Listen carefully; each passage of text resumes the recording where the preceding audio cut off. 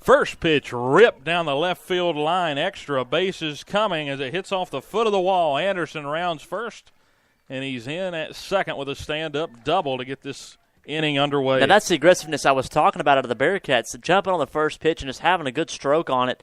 Now you're going to have the pitcher rattled for the rest of the inning. Great job there, jumping on the first pitch by Anderson and knocking it out to deep left field. 4 hits in the ball game now for the Bearcats, as they quickly have a runner in scoring position after one pitch. Anderson doubles down the left field line, and we're in business here as Nolan Haas will come to the plate. Struck out looking his last time up. Runner at second again is Anderson. Pitch on the way. This one misses inside, 1-0. Haas coming off a 2-hit performance against the Pioneers on Tuesday afternoon. This team has played so well at times. You know, we've had a couple of 5-game winning streaks. It's hard to believe that the record's just 12-7 for the Bearcats, but those 7 losses have come against some quality opponents. Abingdon once, Tennessee High twice. There's 3, and then you got the Cal Ripken experience. There's 3 there. So you quickly, and then Lebanon's the only other one. The only division one. Here's a 1-1. Fouled straight back right near our heads. 1 ball, 2 strikes. What do you think, Mark? This team seems a lot better than 12-7, but it's really the opponents they've played that have been. Yeah, I mean, they've been different level. You played Abingdon twice, and I mean, most teams that would be. Runner goes sliding in ahead of the throw. Anderson swipes third. Be 2 losses, I mean, but we wound up going 500 with Abingdon, which is a very, very good baseball team. And then you wound up playing a really tough schedule out in Myrtle Beach and nearly stole a couple down there, but just couldn't close the deal. I mean, rain delays do that to you sometimes, and that just happens. 2-2 count. Yeah, this team has really grown a lot since we first saw them against Abingdon to open the year. I mean, grown enough to get run ruled to beating the same team 2 weeks, 3 weeks later. That's true. 3-2 count on the way. Runner at third. This one a line towards center.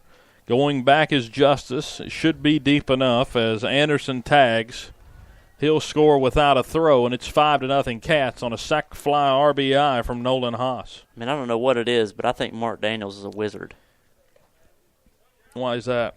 It just seems like he develops talent so much during the season. I mean, a lot of these guys play multiple sports and don't get here till really late in the year, and the way these guys have changed over 3, 4, 5 weeks has been crazy. I mean, from the beach to now is just a completely different ball team than what we saw week 1. Yeah, they felt like they learned a lot there at the beach, and you can definitely see it as there's a called strike outside corner to Mouse. 0-1. Bases are clear now with 1 out. And anybody who says team chemistry doesn't really matter enough to send your kids to the beach on a trip like that, you're definitely wrong. I mean, the kids have a great time. The parents go and have a great time. The coaches have a great time. Everyone bonds, gets a little closer, and it's just that much better in the dugout. I mean, when you feel like you're a family in the dugout, it translates on the field. You trust everybody around you. Previous pitch missed low and away. This one a swing and a miss on a fastball low and away, and it's 1 ball, 2 strikes to Mouse. Yeah, those are always fun trips. I know you're lucky to even get to do that kind of stuff, as a team. Go to Myrtle Beach and for a week, because this is a big breaking ball, just missed 2-2. Yeah, anybody else, he would have called that strike 3. That was a gorgeous pitch.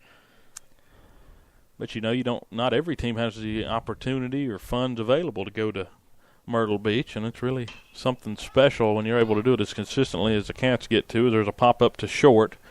Allen ranging backpedals into it to make the grab for out number 2. Yeah, and I played for a 5A school in Northeast Tennessee, and we didn't even have the ability to do that. We played at the Beef Chick Classic at Happy Valley and Elizabethton High School, and I mean, I get it. I mean, it's cool to play in those tournaments, get some more time with your friends, and I mean, you play 30 games on the Tennessee side, but just something about being able to go and bond with your teammates is something different. Now John Malumba will come to the plate. That one misses away. Again, it's John's birthday, so we wish him a happy birthday as that one missed 1-0. He was hit by a pitch last time up as his birthday present. This one fouled back, trying to jam him inside. He was late on it, 1-1. So what is your opinion, just real quick, didn't mean to interrupt you there, but what's your opinion? You're playing 10 less games in Virginia as you are in Tennessee. Play 30 in Tennessee, 20 in Virginia. The crazy thing about it is, I mean, Tennessee starts a week earlier, right? 1-1 is a called strike inside, but now 1-2. They're done with their district tournament. They're done with the regional tournament. They're on to the state tournament now. And, I mean, we haven't even started the district play here with 10 less games. It's crazy to think that – that one fouled back. It was about our level, but about 20 feet off. I thought it was going to bust the windows, what I thought was going to happen there. But, I mean, it's crazy to me. I love playing 30 games. I mean, I feel like I'm with my team more. I feel like I get to play a lot more games, have a lot more experience.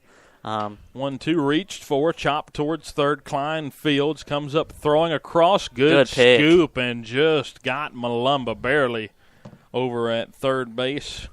5-3 on the putout. So what now? You play 10 more games and definitely get more experience out of that. Yeah, I mean, done with the season a lot earlier. I mean, a lot of these guys, I mean, if you go to the state tournament here, you'll be done end of June, maybe even early July. I mean, state tournament in Tennessee's done end of May. I mean, it doesn't take much of your summer up. I mean, I don't know. I mean, a lot of these kids wind up playing travel ball anyway and playing all summer, but it's nice to be able to get with your travel team early too, because a lot of the guys that I played with in high school did play for my travel team, but there was also a lot of Southwest Virginia guys and some other kids from other Tennessee area schools. I mean, we even had some kids from Kentucky coming down and play with us, and I mean, it's a completely growing experience then too. I mean, you have to take what you did at school ball and basically throw it all out the window to kind of meet the expectations of your travel ball team, which are usually a lot higher than what your normal high school team is. I mean, because you're traveling everywhere travel ball. I mean, that's true. You go to Cary, North Carolina to play in Team USA's Classic. You go to Myrtle Beach twice. You go to Bradenton, Florida to play in a tournament. You go Nashville. I mean, for your state tournament for American Legion teams, and you go to Huntington, West Virginia to go play a tournament. I mean, you're all over the South. Taking us all around the country. Yeah, and I mean, that's just the way a lot of these travel teams work is you're everywhere every weekend. You're in Atlanta, Georgia for 2 weekends for perfect game weekends. And, I mean, you're trying to get your kids the most showcase opportunities possible, because the more your kids go and play other places, the more exposure you have as a coach and your team has to build you a better opportunity later on to compete in bigger game settings. I mean, I'll always say today is the best tournament I ever played in was the Team USA Classic over in Cary, North Carolina. It was a wood bat tournament. Man, this some of the talent level over there was crazy to see. We played Bo Jackson's Pilkington Black Sox in the first game over there, and it was crazy. Just the different atmosphere and different settings. And in American Legion, you actually get the chance to have some of your college kids come back down and play with you. So therefore, I mean, it was just crazy to see the talent levels differ from team to team. Wheeler opens up the inning with a ground ball to short, charged by Griffith on the run. Nice play for out number one as he came up and cut it off right in front of the bag at second and threw it across in time by a step to get the number 9 hitter Wheeler and one quick out. And, I mean, something else about it is in high school you don't have a lot of teams in your area. I mean, you can look at each district and see that, I mean, you have one team that's really superior. And, I mean, sometimes that brings down your talent level to play another team in the area. But, I mean, you go to a tournament like that, you're always on your A game. You're playing your best. You want to show up because you know there's people in the stands who can throw an offer your way at any time. And that's big. That's something you want to do. And I mean, it just raises your talent level that much more. But, I mean, I don't want to say high school level is a slight, because it's great experience. And you learn a lot, especially from a coach like Mark Daniels that we have at Virginia High here. But, I mean, travel ball is a new experience for any of these kids. And when you get the chance to do it, I highly recommend it. Sorry, I went on a rant. It's okay. 0-2 count on Spencer. Yo, that started with me asking about Tennessee, Virginia, 10-game difference. It got to that strikeout, though, on Spencer for out number 2. Cats lead 5-0 over the G-Man. Let me have a radio segment there. I'm sorry. That's all right. We cut you loose there. Getting those who missed marks farewell. I thought you were getting rid of him last week.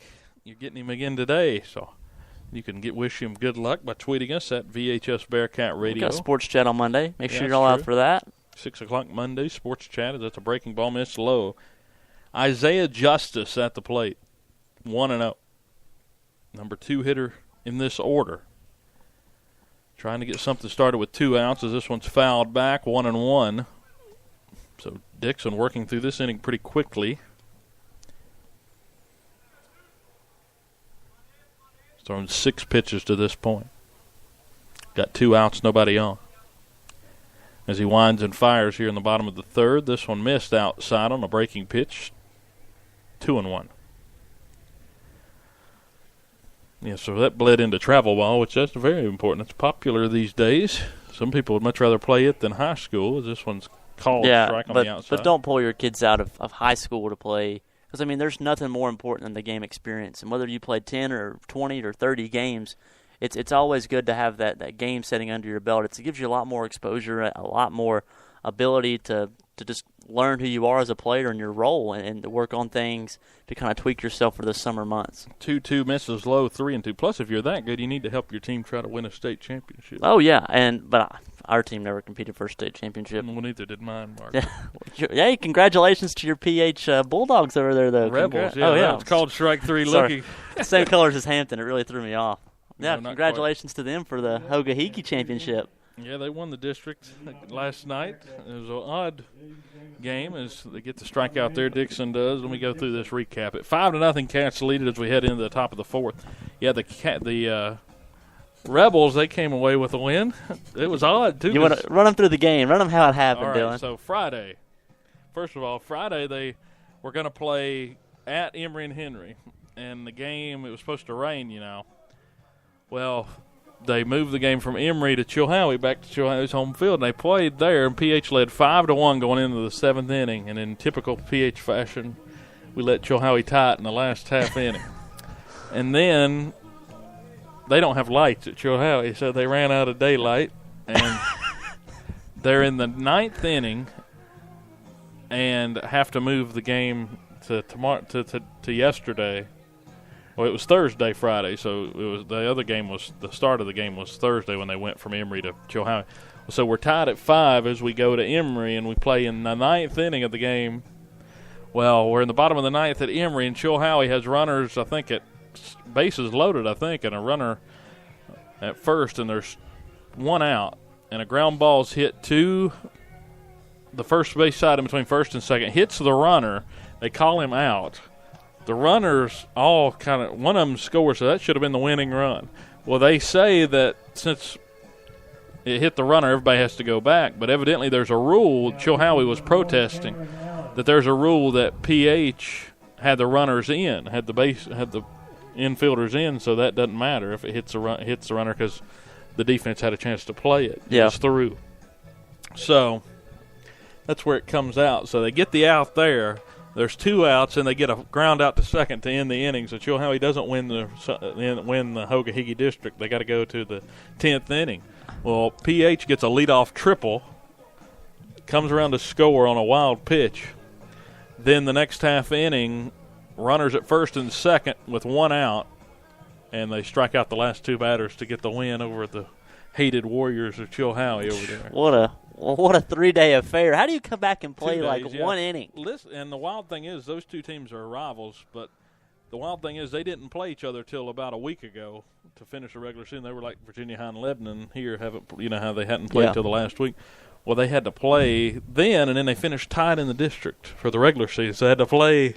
They've played 4 times now, and they're probably going to play each other again, in the Dylan, region. It's a lot. Yeah, they're pretty tired of playing each other, and every game's been a barn burner. They've split the first 4 2-2, and Chilhowie won the regular season as Cam Allen has now come in to pitch for Howie Spencer.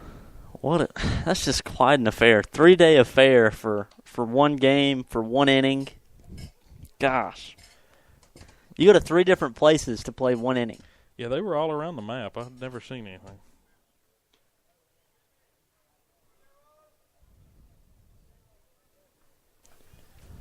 So Cam Allen on the mound as the first pitch goes over the head of Jamie Lathrop. It's 9-1 and 2 due up for the Cats. Jamie with a big smile on his face after that. 1-0 count. Cats lead 5-0 as we head into the top of the 4th inning. Yeah, folks, we just got a tweet from Andrea Carroll. Shout out from Clear Creek, the VHS Athletics Golf Tournament.